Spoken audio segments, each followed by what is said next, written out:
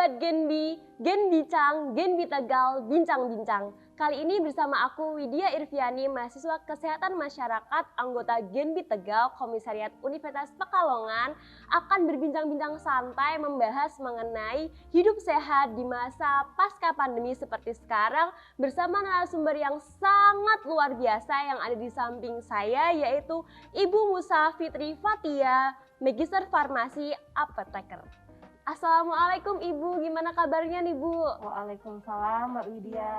Ya, alhamdulillah hari ini saya sehat. Alhamdulillah ya Bu.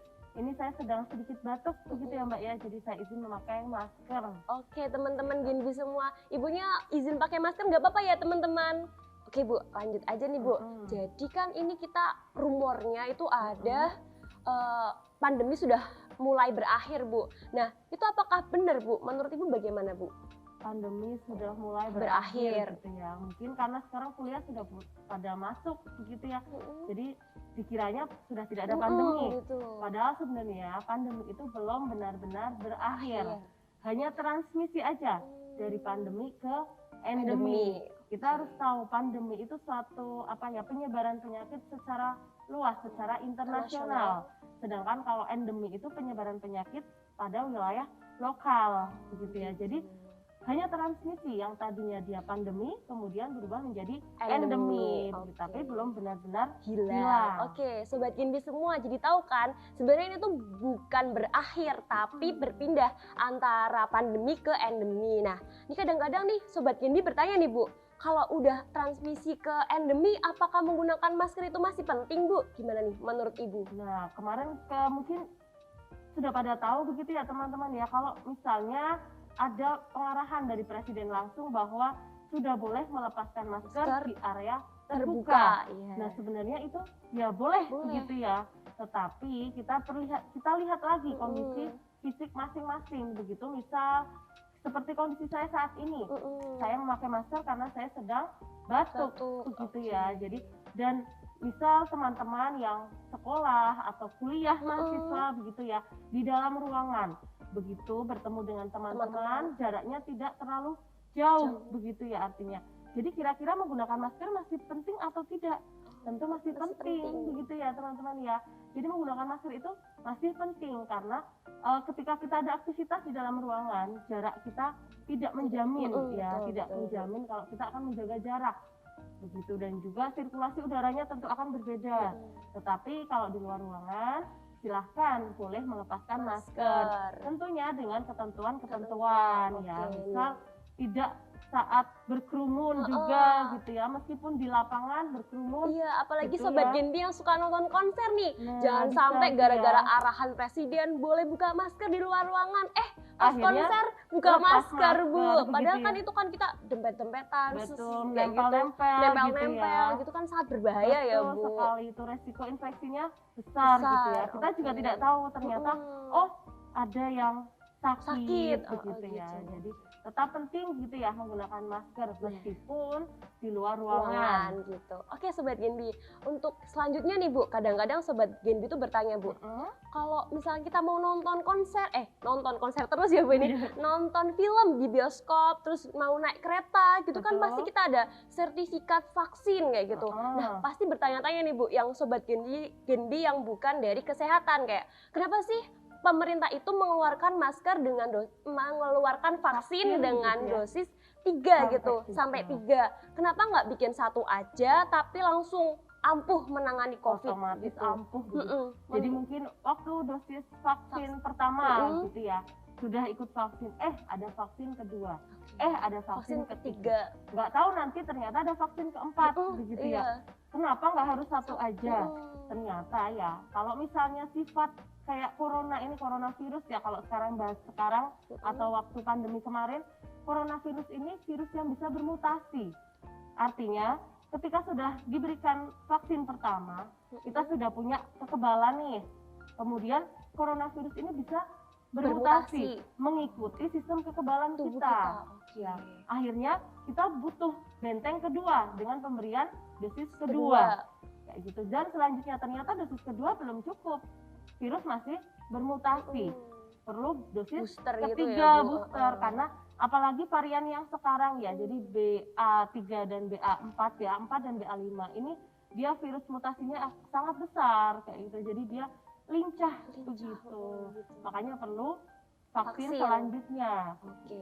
Oke teman-teman Genbi semua, jadi tidak harus kayak untuk nonton aja, untuk pergi aja, bahwa ternyata vaksin itu sangat penting kayak gitu ya untuk kita sendiri ya. Apalagi virus yang sudah mulai gampang bermutasi gitu ya Bu. Virusnya sudah pintar-pintar. Nah kemudian nih Bu, untuk si status kewaspadaan COVID-19 saat ini dari segi medis itu gimana ya Bu? Kalau untuk di Indonesia saat ini status kewaspadaannya rata-rata sudah di level 1 gitu ya. Jadi beberapa daerah masih level 2. Ya mungkin karena berbagai faktor begitu ya. Contohnya di Jakarta, kemudian Depok, Bogor, Tangerang, Bekasi ya. Itu masih level 2, tetapi sebagian besar di Indonesia sudah ke level 1. Artinya apa? Terjadi penurunan. Begitu ya. Jadi penurunan. Makanya sekarang kan status dari pandemi sudah beralih ke endemi begitu. Tapi ada kemungkinan di daerah-daerah Jabodetabek itu ada untuk menuju ke level 1 nggak Bu? Mungkin, sangat mungkin ya. Jadi yang dari level 2 turun ke level 1 itu sangat mungkin, yang dari level 1 naik ke level atas juga mungkin. Semua kembali ke individu ya. Artinya apa yang sudah kita lakukan waktu pandemi kemarin, pada saat pandemi kita terus menerapkan meskipun sudah di pasca pandemi, begitu ya teman-teman. Jadi meskipun sudah tidak di masa pandemi seperti sebelumnya, kita tetap harus menaati protokol kesehatan, mengikuti vaksin, vaksin misal ada booster ya kita harus mengikuti, begitu ya. Menjaga kebersihan, menjaga kesehatan, begitu itu tetap penting. Nah, sekarang kan kuliah sudah mulai luring ya Bu. Nah, gimana sih cara kita sebagai mahasiswa agar tetap sehat saat menghadapi perkuliahan yang udah luring itu Bu? Ya, jadi kalau misalnya mungkin siswa dan mahasiswa gitu ya, pembelajaran sudah dilakukan secara offline, luring gitu ya. Ada beberapa misal, contohnya tetap menjaga kesehatan gitu ya. Makan makanan yang bergizi dan seimbang. Tidak cuma makan banyak, tetapi juga harus bergizi dan seimbang, harus sesuai porsi. Kemudian juga misal untuk minuman gitu ya, banyak minum. Jangan sampai nih kondisi kita ini dehidrasi, kurang minum begitu ya. Berarti teman-teman dari Genbi juga harus tetap minum gitu ya Bu? Harus minum. Selain itu juga olahraga. Olahraga. Tidur yang cukup begitu ya, jangan stres. Terutama untuk mahasiswa atau siswa, itu biasanya mungkin ya banyak mahasiswa atau adalah beberapa mahasiswa yang suka sistem kebut semalam gitu ya. Akhirnya istirahatnya kurang, kemudian jadi stres sendiri, paginya kurang fresh, imunnya turun begitu ya. Dan jadi itu mempengaruhi juga ya Bu? Itu sangat mempengaruhi, makanya kita harus tetap menjaga kesehatan tadi itu dengan menjalani pola hidup yang baik, kemudian cara berpikir kita juga harus positif, jangan stres, istirahat yang cukup. Begitu.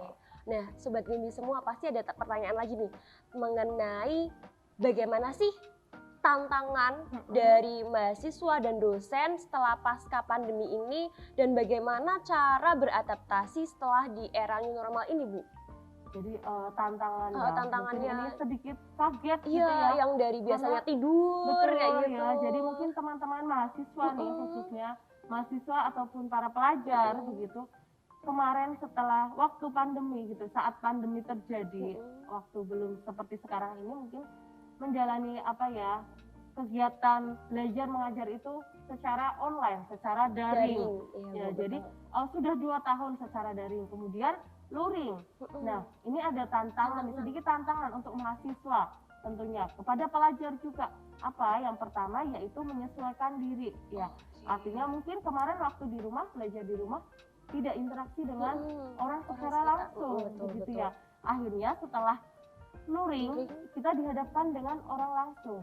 Nah, di sini kita akan ada penyesuaian gitu berarti ya Bu tantangannya. Apakah misal ketika bertemu dengan orang ini kita tetap menjaga mematuhi protokol kesehatan begitu ya. Jangan sampai mungkin kemarin waktu di rumah tidak memakai masker begitu ya. Tidak apa-apa ya, bukan tidak di rumah. Karena kan sendiri.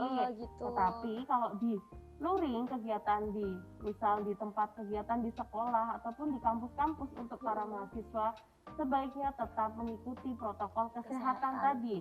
Ya itu sebenarnya itu sedikit menjadi tantangan baru ya, karena mau nggak mau kita harus merubah perilaku, betul.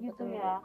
Jadi ya harapan saya gitu tentunya tetap ada kata memaksa gitu ya Mbak Widya ya. Jadi mau nggak mau kita harus mengikuti atau tetap menjalani aturan-aturan atau protokol kesehatan yang saat pandemi begitu. Oke, ini Bu. Terus ada nih pertanyaan yang masih terngiang-ngiang di benak teman-teman Genbi yang ada di luar sana terkait pergerakan hidup sehat pasca endemi diperlukan ya Bu. Kesadaran setiap individu kan juga diperlukan. Nah, gimana sih cara meningkatkan kesadaran akan pentingnya hidup sehat guna memperbaiki kesehatan Bu? Jadi kalau berbicara kesadaran gitu ya, sadar itu belum tentu berubah perilakunya begitu ya. Jadi kalau sudah ada kesadaran, kita tentunya ada tahap selanjutnya yaitu merubah perilaku untuk hidup sehat dan bersih. Nah ini bagaimana cara menggerakkan perilaku ini gitu ya. Kalau sudah sadar, kemudian bagaimana cara untuk menggerakkan perilaku ini dalam masyarakat untuk mencoba untuk hidup bersih dan hidup sehat. Nah tentunya ini peran-peran ya dari tenaga kesehatan khususnya itu sangat diperlukan. Bagaimana cara tenaga kesehatan untuk terus gitu ya, memberikan suatu komunikasi terkait resiko. Ya kalau ini kan kita bicara penyakit, jadi kita komunikasi terkait resiko dari penyakit. Kemudian upaya dari tenaga kesehatan untuk pemberdayaan masyarakat. Karena kita tahu tenaga kesehatan itu yang mengerti pola-pola untuk preventif, untuk promotif, untuk kuratif dan lain-lain. Jadi perlu sekali ini peran penting begitu ya, peran pentingnya tenaga kesehatan untuk menggerakkan suatu perilaku kehidupan bermasyarakat agar selalu hidup sehat dan bersih. Jadi tidak hanya sadar aja nih Sobat Genbi, semua juga harus mau Bu ya, mau beraksi berubah menjadi pola hidup yang sehat dan bersih. Oke Bu, mungkin cukup kiranya pembahasan bincang-bincang santai kita terkait pola hidup bersih dan sehat.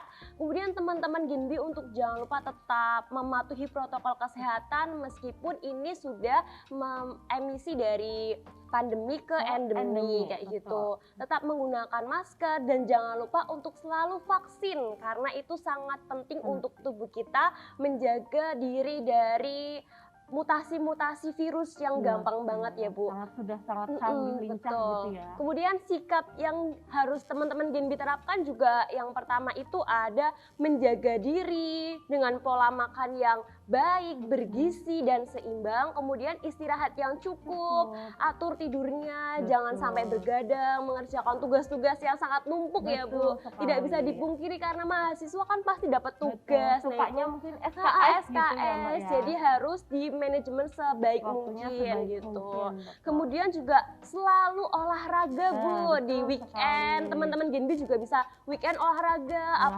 jogging keliling Mataram atau gimana biar kita balance gitu ya Bu. Oke teman-teman Genbi semua, begitulah perbincangan kita mengenai pola hidup sehat. Jangan lupa untuk selalu like, komen, dan subscribe channel YouTube Genbi Tegal. Saya Widya Irviani undur diri, sampai jumpa di lain kesempatan. Bye-bye.